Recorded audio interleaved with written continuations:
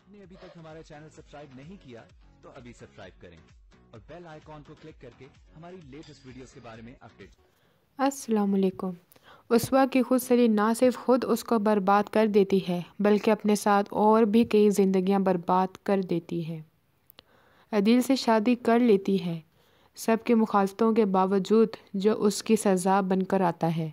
उसका सारा पैसा खा कर भी उसको चैन नहीं आता। उसवा को एड्स की बीमारी देकर उल्टा उसी पर इल्ज़ाम भी रख देता है और तलाक भी दे देता है।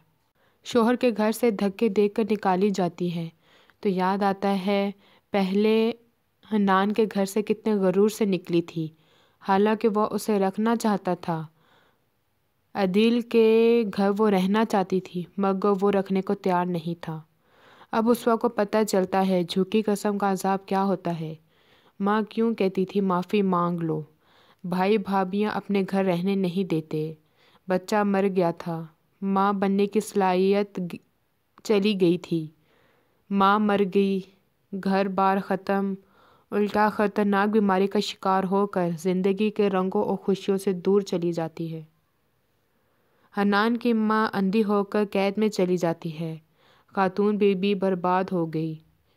मोइज़ भी झूठी गवाही और कसम में दूसरी बीवी के हाथों तबाह बर्बाद हो जाता है।